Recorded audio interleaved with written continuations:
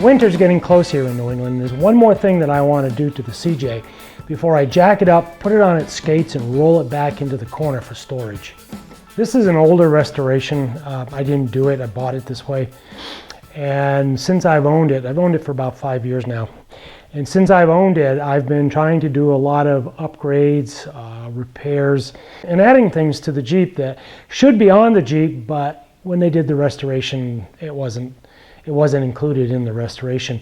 And one of them is the hand throttle cable. So I bought this cable about 1.5 years, 2 years ago, and I've been sitting on it ever since. So I want to get it installed this fall so that it's ready to go in the spring. So that's this episode of Rust to Resurrection, installing this hand throttle cable into the CJ2. This looks to be a pretty simple project, not a lot of tools, not a lot of process to this. I just need to run the cable from the dash through the firewall and then connect it directly to the carburetor. I do need a few things. Obviously I need the throttle cable. It says throttle right here on the cable. I need a couple of rubber grommets because they're missing on the firewall. So from that original restoration, they didn't replace all the rubber grommets. Some of the ones that they did replace, they're all dried out and cracked. So I'm going to replace the 2 grommets. There's actually 2 holes, one for the throttle cable and one for the choke cable. So I have to remove the choke cable. I'll explain all that to you in a minute. And so when I do that, I'm going to put a new grommet in there, and then I'll put the grommet in for the throttle cable as well. I have to have a method for attaching the end of the cable to the linkage on the carburetor. I'll show you all that when we get to it. But what was missing, or what appears to be missing, is a way to actually clamp it in place. So I had a friend of mine make a little steel set block with an Allen head screw so I can clamp the cable. It's really tiny. I'll show you that when we get into it. This should be a real simple project. You know those famous last words, this should be a simple project. So come on along as I set this up, and I'll take you through the process of installing this throttle cable. Before I start the installation of that throttle cable, I want to talk a little bit about the throttle cable and its purpose. In the CJ2, it is apparently a carryover from the original MB. What's interesting is how that throttle cable got used. When you look at the operations manual for both the MB and the CJ2, you get a different perspective on what the throttle cable was used for. For instance, when you look at the operations manual for starting the MB, step 2 says to pull out the hand throttle about 3/4 to 1 inch.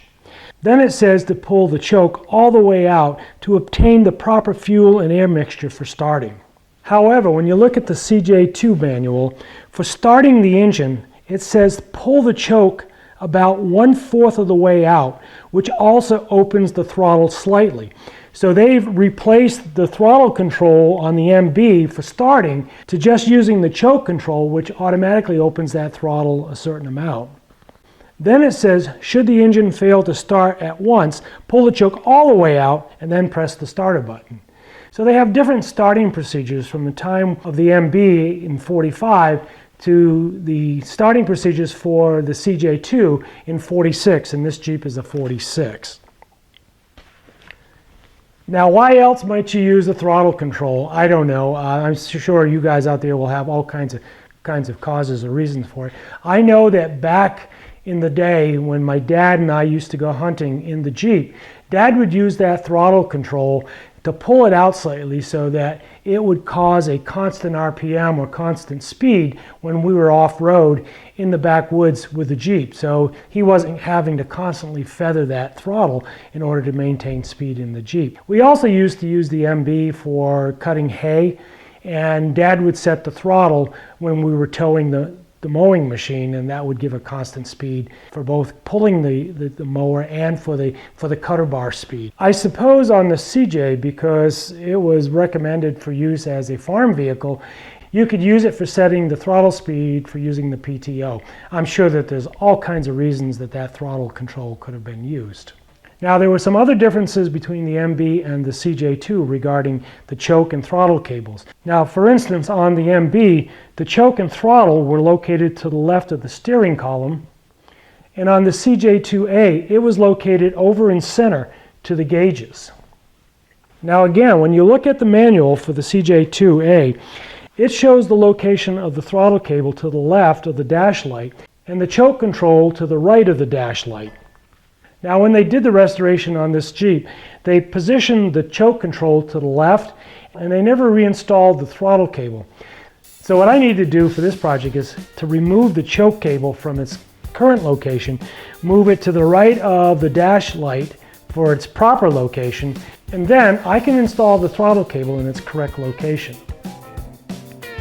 Now the first thing I have to do before removing the choke cable is I have to detach it from the carburetor. Now there's 2 points that I need to go after. The first thing I have to go after is where the flexible cable itself is attached. And the second thing I have to do is to detach the wire cable itself from the choke. Finishing that, I have to go under the dash to unbolt that cable. That's not going to be fun because there's not a lot of room under there to work. It's just, I'm going to be all cramped up. So anyway, let's go ahead and get this done. These are both 5/16 bolts, so it's really simple to get them loose.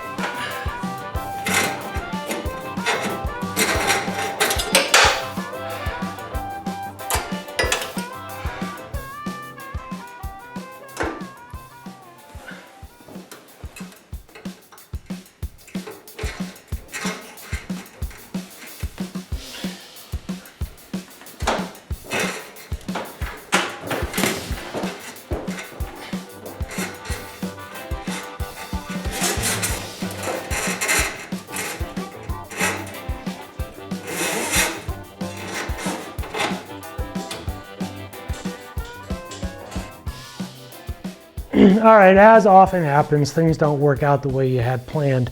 So it turns out when they installed the choke cable originally in the restoration, they cut the cable to just the right length for that location. I moved it over to the right of the gauge cluster and the cable won't reach the choke. Shit. All right, so let's finish that throttle install. So when they supply the cables, they supply plenty of length. In this case, they've added an extra foot for what I need here. So I need to cut that off, and I need to cut two things. The first thing I got to do is cut this spiral shielding that goes around the outside of the solid cable. Then once I've got that figured out, I can cut that steel rod as well. All right, so the first thing I have to do is cut that spiral shielding. We're just going to use a set of dikes, and what I'm going to do with the dikes is just going to come across. I've already marked where it has to be attached to the holder. I'm just going to bend this really lightly with a set of dikes. So that separates the spiral cable. Once I've done that, then I can find a place where I can snip. There we go. So you can see I've got a lot of extra throttle rod here. So, all right, now I got to get it attached to the carburetor. All right, so I've got all this extra cable. I'm going to cut a little bit of this off just to give me a little bit of room to play here. So this spiral cable has got to go through this bracket over here, and that's going to hold that in place. So the first thing I need to do is loosen that up. Get that cable attached right there. There we go.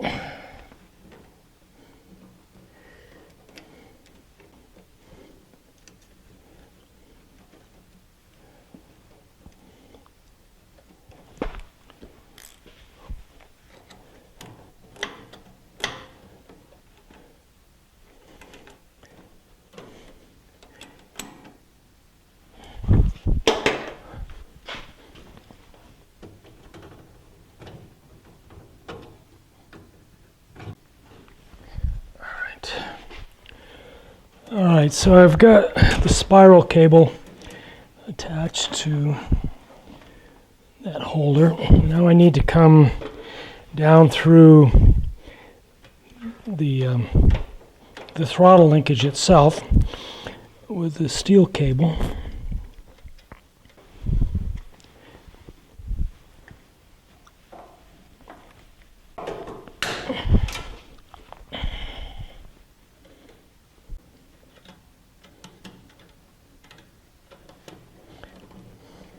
This throttle linkage has to move freely on this rod, but at the same time I need to be able to attach the end of the cable so that when I pull it out, it pulls it forward, but it has to come back under its own power. Alright, so here's my little set block. The through hole matches the hole of this solid rod, and then there's an Allen head screw we'll use to clamp that rod to the steel. And it actually fits pretty nicely.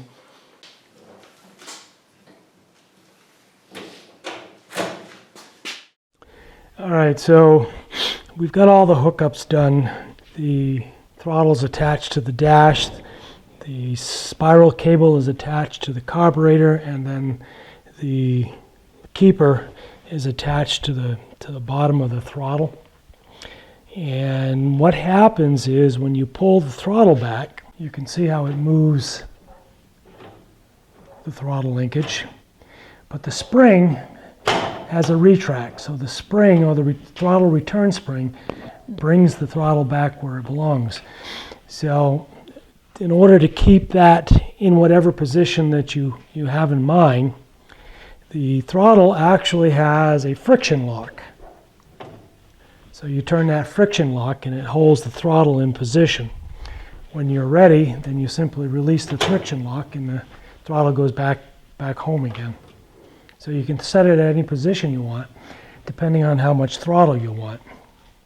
The cable is run from the dash through the firewall to the carburetor. The last thing I have to do is add this rubber grommet. So the only one I'm going to do this time is the grommet for the throttle cable, and I'll do the one for the choke when I get the new choke cable in. So this is a split grommet. So it splits and it comes in half.